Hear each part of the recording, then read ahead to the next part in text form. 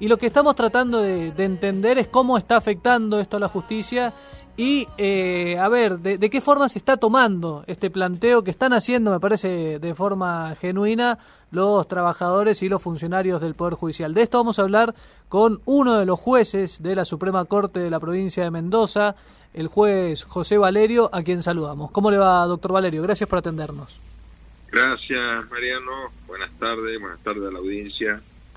Bueno, era una deuda que teníamos a hablar con usted también de estos temas. Hoy nos enteramos de una resolución que le comunicó al Ministerio Público, al procurador Alejandro Bulé, confirmando que se suspenden las audiencias en el fuero penal para las personas no detenidas. Y esto muestra que evidentemente se ha afectado el funcionamiento del Poder Judicial con este reclamo. ¿Qué nos puede contar de lo que está pasando en la justicia de Mendoza?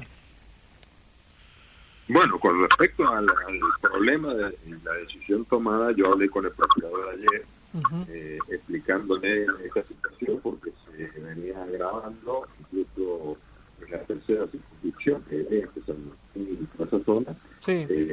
¿Por qué? Porque no podían los fiscales incluso concurrir a las audiencias y tenían que priorizar algunas actividades. Esto ya nos ha ocurrido cuando fue la pandemia, ¿se acuerdan?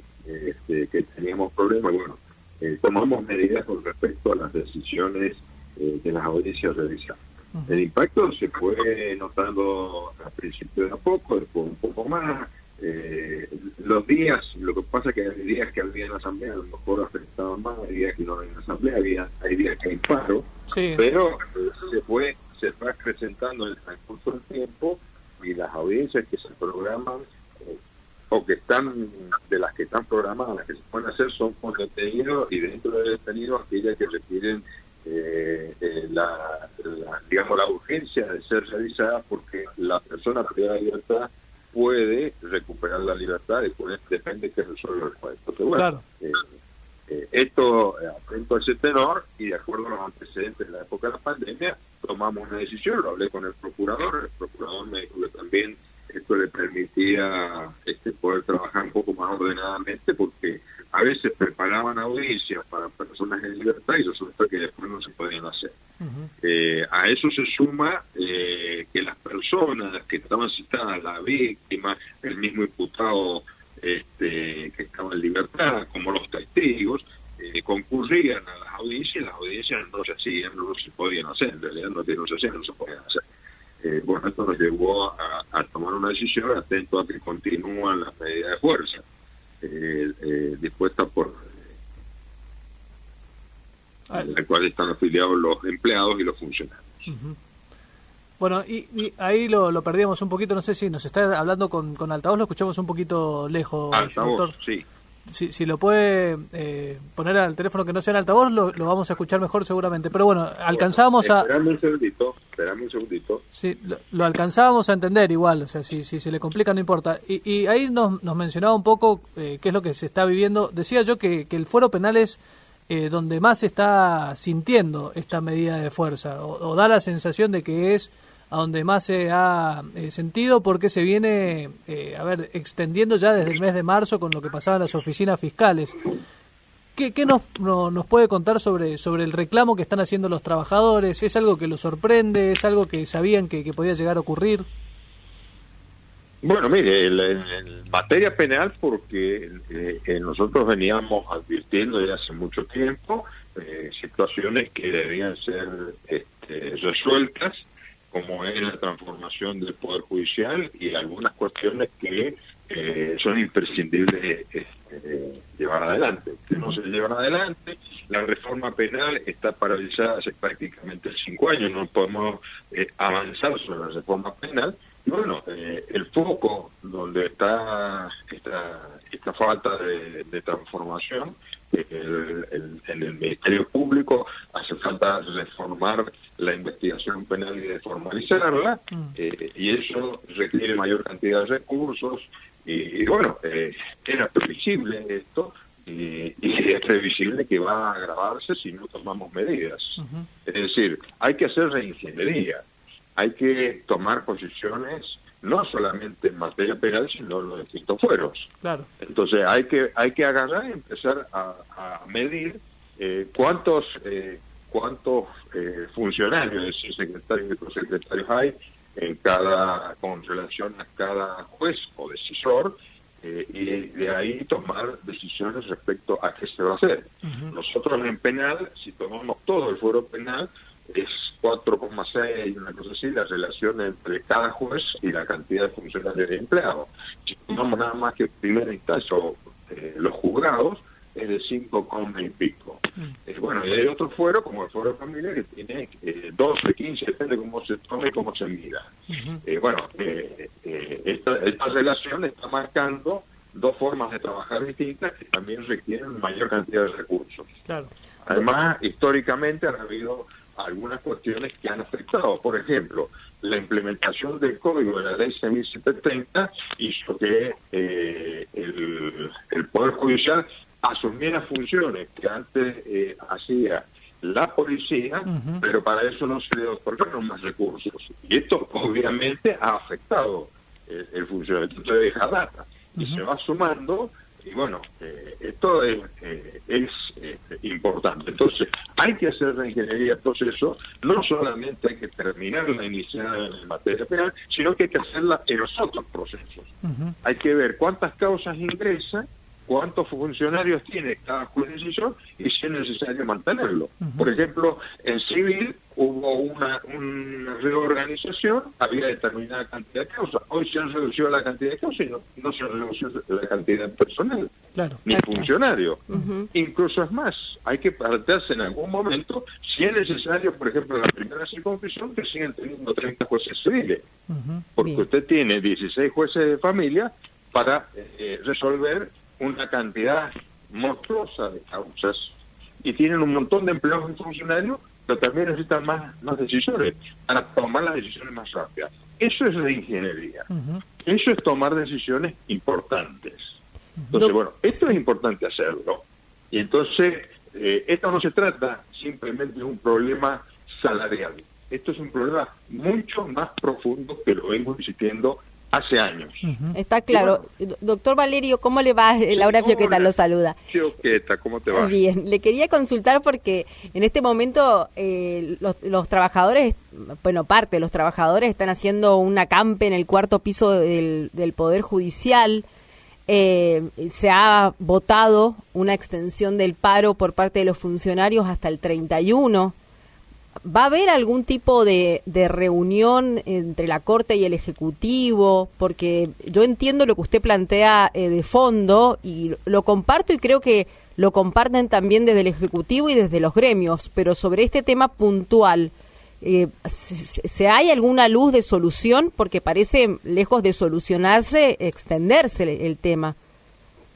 Mire, cuando uno no conoce el funcionamiento del Poder Judicial, y cuando los que van a tomar decisiones ignoran el funcionamiento, por supuesto que no comprenden cuál es el problema. Por eso le estoy diciendo, esto no es un problema salarial, simplemente.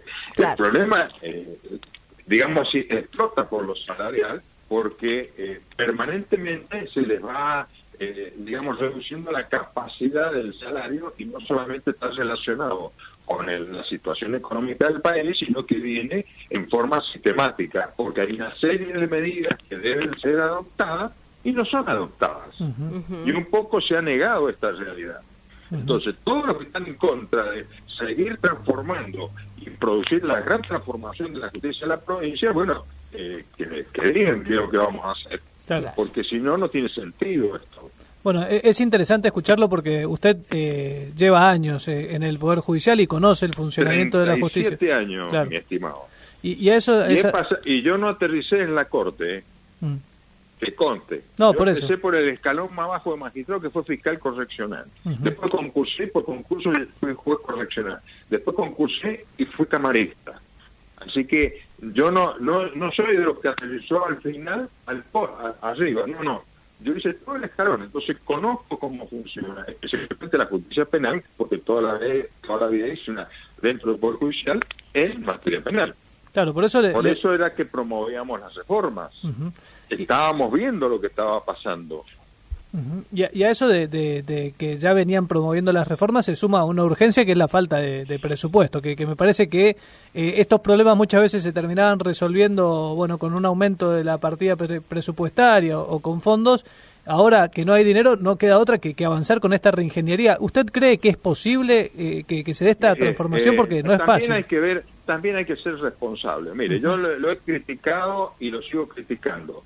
El año pasado se amplió para crear cargos de secretarios, se terminaron quedando cargos de secretario en las cámaras laborales, un cargo de secretario por cada cámara laboral, categoría 5, que es de juez de primera instancia, y pasaron los audienciistas de las cámaras laborales de categoría 13 a categoría 5.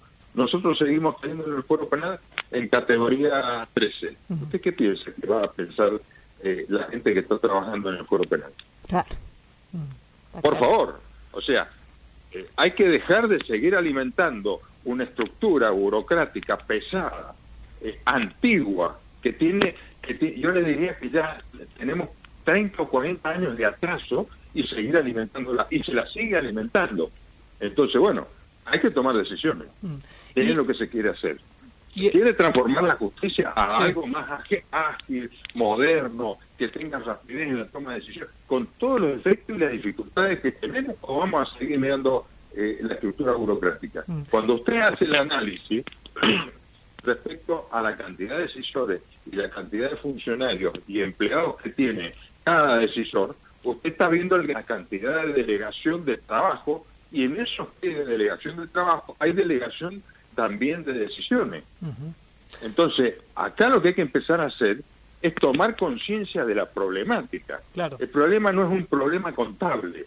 Los que ven esto como un problema contable ignoran lo que es el Poder Judicial, ignoran lo que es un servicio de justicia, ignoran la envergadura que tiene la problemática. Claro. Hay un informe dando vueltas del Ministerio Público diciendo que si se respetaran los regímenes laborales que se tienen que respetar y se pagaran las guardias pasivas como se tienen que pagar, habría que cerrar 24 oficinas fiscales, lo cual muestra que está funcionando todo a pulmón de los trabajadores, básicamente. Pero es interesante escucharlo por lo que usted plantea del funcionamiento del Poder Judicial, y yo le quería consultar si la autarquía es una herramienta para que sea la propia justicia la que administre los recursos y pueda resolver estas situaciones, o no sería la solución, porque es uno de los planteos que escuchamos esta semana del gobernador. Mire, hace 6 años que nosotros ni siquiera tenemos autonomía financiera. Imagínese autarquía. ¿Por qué autonomía no? Y porque cada vez que vamos a hacer una designación hay que hacer un trámite por el Ejecutivo y hay que deambular por el Ejecutivo. Entonces, me parece que no es que esté mal la autarquía, lo que pasa es que hay que hacerlo con responsabilidad. O sea, primero no está previsto en la Constitución, por lo tanto tendría que estar de acuerdo la Corte, el Poder Legislativo y el Poder Ejecutivo. Eso significa que tenemos que ver cómo vamos a funcionar, lo que implica que tenemos que dedicarnos a ver cómo va a ser el rediseño de la justicia. ¿Pero eso requiere de una enmienda constitucional o no? ¿No requiere de una enmienda constitucional? Si usted está de acuerdo, están todos de acuerdo, no va a haber problema. Perfecto. Esto es, mire, se ha creado por ley la Defensoría General. No está en la Constitución. Se creó el Ministerio Público, no está en la Constitución. Claro. Pero ha habido acuerdos. Todos coincidíamos en que era imprescindible hacerlo, se le da autonomía funcional y todo lo demás. Y no hay problema cuando existen esas coincidencias de funcionamiento. Pero también tiene que estar los recursos necesarios, y debe ser ¿para qué? Porque la ciudadanía también tiene derecho a saber en qué van a destinarse los fondos que corresponden a los impuestos que pagamos todos los ciudadanos de la provincia. Y acá en esto de que estamos hablando de la reestructuración y de las herramientas que tiene la Corte y el Poder Judicial, hay algo que históricamente ha generado también malestar entre los empleados y funcionarios y que involucra también el funcionamiento de la justicia, y es como se han nombrado personas como ordenanzas o como maestranzas y se les dan después tareas administrativas sin ponderar a los que son empleados de carrera, o la situación de los equiparados a magistrados, que bueno, durante mucho tiempo se fueron premiados con grandes salarios por cercanía a distintos ministros. No lo quiero meter en ese tema puntual porque no quiero que preopine, tiene que resolver al respecto, pero sin dudas también demuestra que hay veces que ni siquiera la justicia administra bien los recursos, que la justicia a veces termina yo no estoy beneficiando diciendo que administre bien, yo soy un crítico. Es más, lo que estoy diciendo, cuando no hablo de reingeniería, estoy diciendo que no estamos haciendo lo que debemos hacer tampoco nosotros. Guarda, guarda, no es, yo no tiro la pelota afuera, los de afuera también tienen responsabilidad, porque están permitiendo esto. Si nosotros no tenemos autonomía financiera, y en los últimos años esa decisión para designar dependía de afuera, tampoco se le ha pedido ese diseño. El nombramiento de estos secretarios que yo le he dicho, que en definitiva son los audiencistas laborales, eso fue autorizado por el Ejecutivo, fue aprobado por la legislatura la creación de cargos, también eran cargos de Cámara, después se rearmaron, no lo decidió la Corte, que debería haberlo decidido la Corte del Pleno, se decidió por sala administrativa, y ese es otro tema que vamos a discutir en su momento en la Corte, que ya lo vengo planteando, porque no lo hago público solamente, ya lo vengo planteando. ¿Y hay muchas diferencias dentro de la Corte? Es de afuera, es de adentro también el problema, afuera y adentro. ¿Y hay muchas diferencias dentro de los integrantes de la Corte sobre el tema de cómo seguir ante este conflicto? Mire, hemos tenido una sola reunión que hemos hablado en realidad de este tema. Es Bien. probable que hoy o mañana tengamos otra. Bien. ¿Y cómo pesa esto? No son fáciles las reuniones de corte. Claro. ¿Por qué no son fáciles? Mucho. ¿Y por qué no se hacen? Hemos tenido una serie cuando asumí la responsabilidad como ministro coordinador, sí, hasta que me dijeron que, bueno, el que convoca y dispone es el presidente, entonces, bueno, se convoca y disponga el presidente el orden del día. Tampoco hay reuniones de sala administrativa. Claro. O sea, lo que hay son disposiciones, salidas de sala administrativa, que no es lo mismo. ¿Y usted piensa que si les descuentan a los trabajadores los días no trabajados, los días de paro, esto podría ser peor para el conflicto, digamos, ¿no? Para que se solucione la situación? Mire, eso no cabe en este momento que lo valore, pero de cualquier manera nosotros ya lo hemos estado conversando en el reunión de corte. Bueno, ¿y cómo pesa? Le iba a preguntar, esto que usted dice que son difíciles las reuniones de corte, pero supongamos que se da y hay una reunión, el hecho de que no tienen la solución a su alcance, porque la solución depende del Poder Ejecutivo, en esto que habla de que no tienen no solo autarquía, sino que no tienen autonomía. ¿Qué pueden llegar a resolver si no tienen el mecanismo para darle a los trabajadores lo que están reclamando o alguna solución a esos reclamos que están haciendo? Vuelvo a insistir, si nosotros solamente miramos el problema de aumento de sueldo, va a depender exclusivamente del Ejecutivo. Hoy. Esto es así. Segundo, si nosotros queremos encontrar algunas soluciones, porque lo que queremos es darle una posibilidad a todos los que integran el Poder Judicial, funcionarios, empleados y el resto de los que trabajan dentro del Poder Judicial, sí, darle alguna perspectiva de que no vamos a seguir en este camino y ahondando en la crisis. Claro. Porque esto que ha aparecido hoy no es de hoy. Claro. Esto es de vieja data. El tema de la autonomía, por ejemplo, ustedes tienen que haber leído algunas acordadas que se solieron en el último día del año pasado, donde yo por mi voto propio planteo sobre la necesidad de la autarquía. Claro. Camino a la autarquía, pero hablamos en esa acordada de la autonomía financiera. Claro. O sea, no es que ahora lo estoy planteando, vengo planteándolo hace rato. Bueno, y ahí vuelvo a lo que le preguntaba Laura y lo que usted decía que es complejo el funcionamiento. ¿Ve que hay margen para llegar a un acuerdo con el resto de los integrantes del máximo tribunal para hacer esta reingeniería que usted dice? Porque es una reingeniería que sin lugar a dudas algunos van a recibir con benevolencia y hay otros que quizás afecte un poco más o pierdan algunos privilegios que tenían o algunas facilidades. ¿Ve que hay agua en la pileta para encarar un tipo de reforma como esta? Mire, como todas reformas, Mariano, tiene resistencias. Nosotros estamos advirtiendo, por ejemplo, resistencia en los últimos tiempos en la reforma penal. Sí. Los que antes medianamente resistían hoy son los que más cuestionamientos hacen sobre la reforma penal.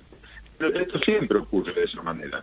El que está cómodo teniendo grandes beneficios no quiere modificar esa comodidad de grandes beneficios. Esto es de la historia del ser humano, no del Poder Judicial. Por eso le pregunto. No va a ser sencillo, pero para eso existen mayorías y minorías, entonces se toman decisiones. Por eso en el Congreso no se busca la unanimidad. En el único lugar donde se busca la unanimidad razonablemente es en un juicio por jurado para disponer la culpabilidad o no culpabilidad de una persona. El otro caso que se ha planteado en la unanimidad en la ley de coparticipación en el Congreso de la Nación, con la reforma del 94, y en agosto vamos a cumplir 30 años sin que salga, porque a nadie se le puede ocurrir sanamente que va a sancionar por unanimidad una ley de coparticipación federal. Durante años la Corte ha estado quebrada políticamente o partidariamente. ¿Cree que ahora hay un cambio en el esquema de poder, diciendo que en realidad ahora lo que se está ponderando es otra cosa, no la pertenencia partidaria, sino la concepción del servicio de justicia y la identificación con el Poder Judicial como institución? Yo tengo una visión distinta. Yo no creo que haya sido tan partidaria la cuestión. Yo creo que siempre ha habido visiones distintas del Poder Judicial. Lo que pasa es que ha habido mucho interés en mostrar que en el Poder Judicial existe un filo radical y filos peronistas. Sí. Y eso es más interesado en mostrar el manejo que tiene uno o denunciar el manejo que tiene el otro. Me parece que hay intereses externos en mostrar esa situación. Yo esto no lo digo ahora, esto lo vengo diciendo de cuando empezamos a discutir, lo vengo diciendo hace mucho, pero lo he dicho públicamente ya cuando discutimos la ley de la Corte. Claro, la reforma. Cuando le dije, somos 7 ministros, tenemos distintas características, distintos orígenes, distintas formas, pero somos ministros, no somos filo nada. Yo cuando me siento, soy juez de la Corte, yo no soy filo nada. Claro. Sí, eso se lo pregunto por... Discúlpeme el énfasis. No, está bien, se lo pregunto porque es algo que hemos hablado. A ver, muchas veces se pueden tener diferentes posturas jurídicas, pero dentro del marco de la ley. Hemos visto, por ejemplo, lo mencionamos con usted con el caso del Yuria Martí Arena, hemos visto que muchas veces se puede estar en las antípodas de algún otro juez, pero al mismo tiempo compartir esa pertenencia al partido judicial. Por eso le decía si existía esta situación puntual en la Corte, por esto que usted decía, que usted no es un aterrizado en la justicia, que lleva 35 años, que pareció un mensaje para algunos otros que de repente pasaron de un poder al otro. Eso, que cada uno sepa lo que hace en su vida. Está claro. Bueno, le agradecemos muchísimo su tiempo, doctor Valerio. Ha sido muy interesante la conversación. Por favor, ha sido un gusto y como siempre a disposición de ustedes. Y bueno, un gusto también por haber estado con la audiencia. Bueno, un gran saludo. Muy amable y ojalá encuentren una solución a este conflicto. Esperemos que así sea. Ojalá.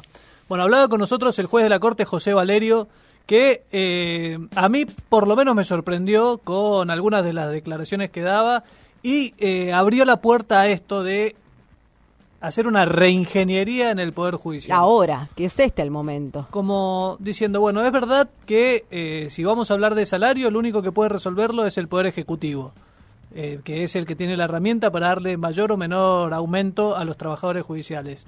Pero hay otras herramientas que se pueden llegar a implementar y que son más profundas, que habla de una reingeniería del Poder Judicial, de los distintos fueros, de la cantidad de empleados, cantidad de funcionarios que hay en distintos fueros, que es una decisión política, pero no política partidaria, política de la justicia, de la Corte. Habrá que ver si se puede avanzar en ese sentido.